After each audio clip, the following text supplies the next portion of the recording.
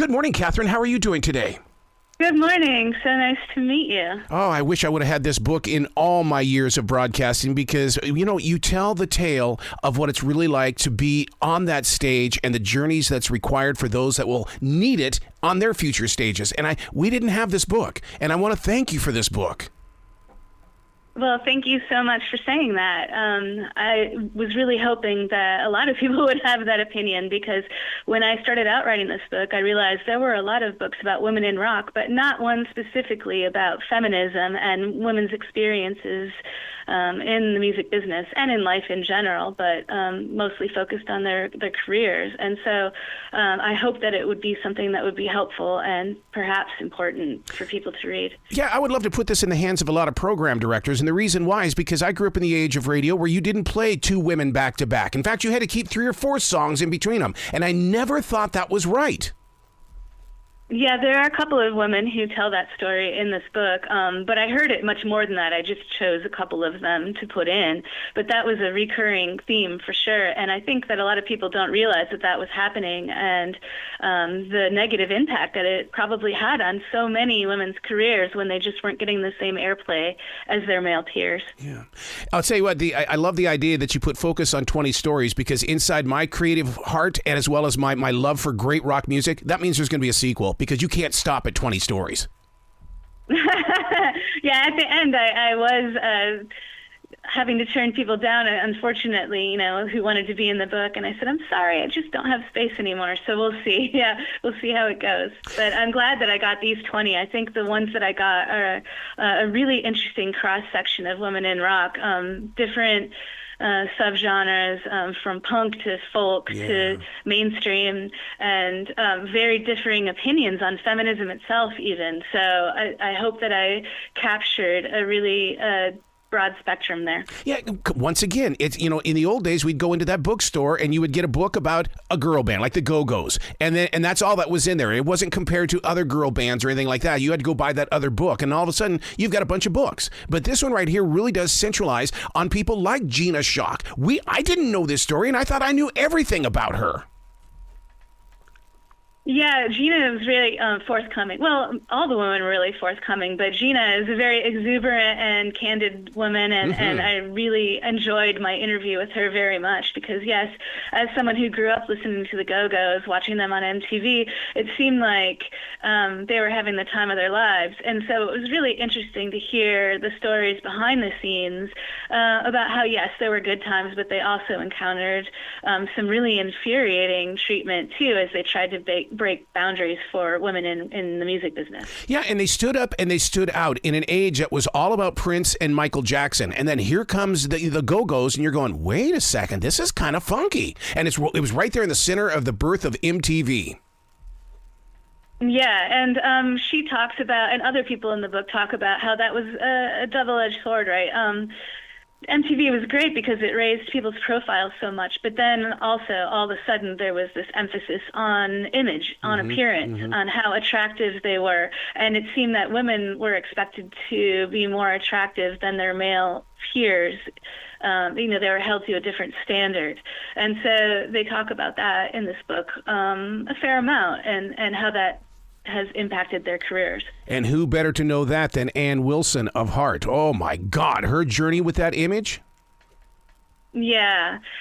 She had one of the more interesting stories in this book in terms of the things that she encountered earlier in her career that I think women now don't have to deal with nearly as much. And so I really respect and appreciate that she had the determination and the drive to succeed to power through some of the really ugly treatment she received as a young woman starting off in this business. Oh, yeah, because when she reappeared in the music world in the 1990s, we thought that it was over for Hart. But boy, she stood strong with her sister Nancy through all that. Yeah, and she actually has a thriving solo career now. She's still putting out music now, and occasionally still tours with Heart. I mean, she's still at it, and so she definitely has that fire in her to persevere, and so that's the kind of woman that we've needed to make it easier for the rest of us. One of the artists that you write about is somebody that a lot of people don't know about, and I wish they would have, because the only time that we ever got Suzi Quatro was on American Top 40. But there is so much more to Suzi Quatro. Yeah, Suzi Quatro is an interesting one because she's hugely popular in the UK and across Europe and Australia. She sells out the Royal Albert Hall in London on a regular basis. But in America, she's still not very known. Right. She was a star on the show Happy Days as the character Leather Tuscadero. That's what most people seem to know her for, but not her music. She opened for Alice Cooper on his Welcome to My Nightmare tour, and I think it was 1975. But she never really broke through here as a hit artist the way she has elsewhere. But her story was interesting because she really did blaze the way for a lot of female artists who thought she was an inspiration, such as the women in the Runaways, and Joan Jett in particular borrowed a lot, I think, from Suzi Quatro. And so she really was an influence, even if I think mainstream audiences never really have found out about her in America. I'm blessed with the opportunity to talk with a lot of up-and-coming rockers, especially from California, and these women are very much interested in making their own marks. They need to get their hands on this book because it really does serve as an inspiration as well as a roadmap for them to stay strong and stay focused. Yeah, that's my hope, is that younger artists would pick this up and, first of all, realize the hard work and struggles that the women who've come before them have had to endure, and realize that they need to, continue to maintain the progress that we've made, because we could backtrack if we're not careful. And a couple of artists made that point. This is not something that you get to a certain level and then you can kind of stop and say, all right, we've succeeded and we don't have to do anything else. This is an ongoing thing. And so that's also why I chose to interview some up-and-coming artists in this book as well, to show how things have changed and how younger artists are approaching feminism now. Yeah. And things have changed in the way that they have the platforms, the social media platforms, whereas somebody like an Anna Nancy Wilson back in those early days, they had to rely on Cream Magazine or Rolling Stone. Yeah, exactly. There's a lot more opportunities for women to present their image in the way that they see fit. And so I think that's a real benefit to women who are coming up through the ranks now.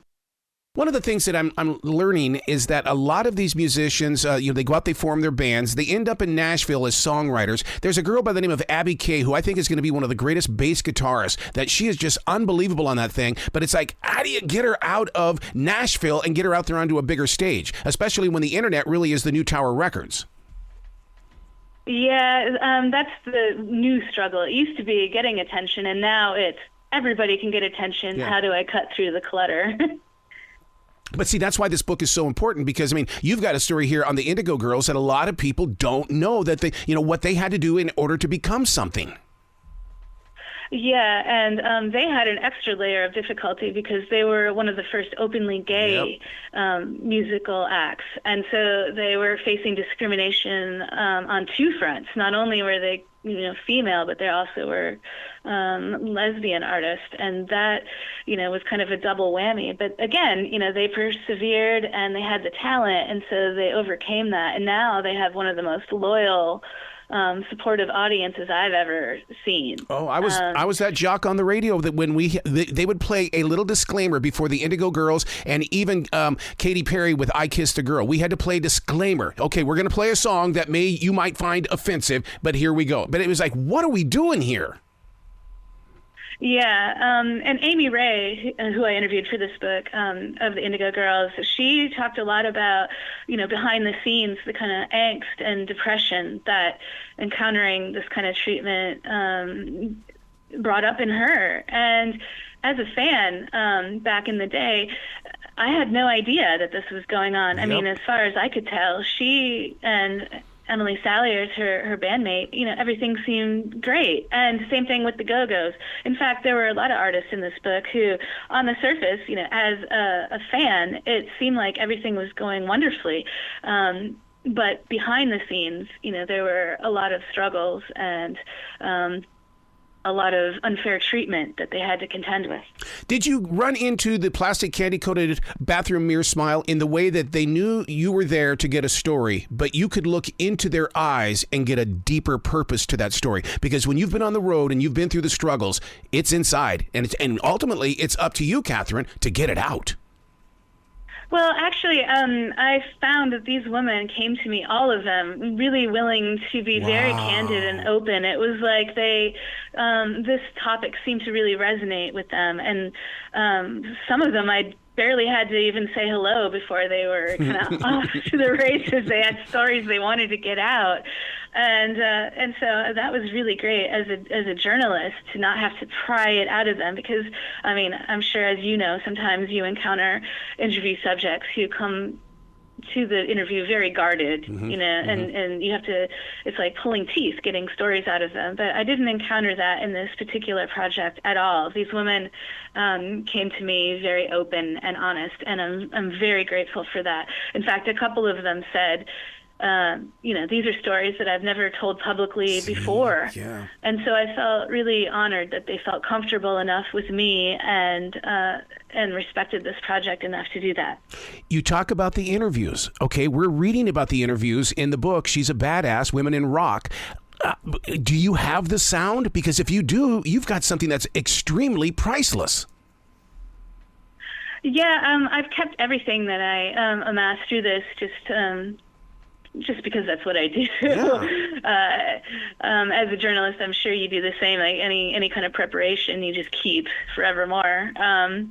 But yeah, I think it might be interesting in the years to come to revisit it and just kind of remind myself of, oh yeah, this happened and this is what they said. And sometimes I like to do that and revisit. And who knows? Maybe somebody who studies feminism, like some professor somewhere, would be interested in sorting through all these things, because as lengthy as these chapters are, they're about 4,000 words each, which is the equivalent of 2 magazine cover stories. I mean, they're pretty in-depth. I mean, I still couldn't include everything that I heard from these women. I still had to cut some things. So there's still a lot there that could be brought out one day. How powerful was the period of the androgyny? Only because there were a lot of girls that stepped out there, a lot of women in rock, and they came out there with their own voice and face, and they were strong like Annie Lennox. Yeah, I think the opinions on that were kind of conflicted in this book. On the one hand, it was great that women felt that they could express themselves, even if it wasn't in an overtly feminine way, to have the freedom to do that. But on the other hand, there was also concern that maybe some women felt the need to do that to make themselves more palatable to audiences because they weren't so feminine. To make themselves more masculine at that point seemed to be a way to appeal more to a wider audience, in some people's opinion. So there are really 2 ways of looking at that, I think, that people brought up. Who is Bonnie Bloomgarden? Because there's going to be some readers and some listeners that are going to hear that name and they're going to go, I don't know. I don't know. Yeah, there are a couple of artists in here that I included because I think they're really noteworthy up-and-coming artists, and she's one of them. She's the singer for a band called Death Valley Girls. I included her, and I included Sade Sanchez of LA Witch and Fefe Dobson, artists like that, who rock fans may not be familiar with, because I wanted to show, here are some younger artists who are up-and-coming, who are kind of carrying feminism into the next generation, and here's what feminism looks like now to that generation. You might have noticed that I ordered the book from oldest to youngest, Suzi Quatro and Ann Wilson to start, and then Bonnie Bloomgarden and Sade Sanchez and people like that at the end, because I wanted to show how things have changed over the generations, and I hope that people might be inspired to look up these artists that they are not familiar with and maybe find some music to like there. Yeah, because I mean, sure enough, that's exactly what I did with Bonnie, was the fact that it's like, okay, I don't know this name, but I'm gonna go to YouTube, I'm gonna go to Google, I'm gonna figure out what's going on. But then it's like, okay, but if I go on there and I make it sound like that I know Bonnie, then Katherine's gonna say, you don't know Bonnie, I know Bonnie.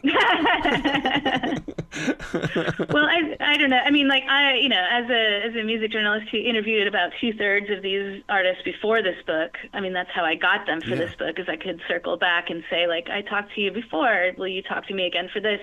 And then once they signed on, the rest of the people were willing to do it. There probably will be at least a few people in this book that the average person has not heard of. And so I really do hope that it inspires people to look some women up and maybe become a fan of their work. Absolutely. What did you learn? Because going into this project, you're a student. That's the reason why you came up with the questions.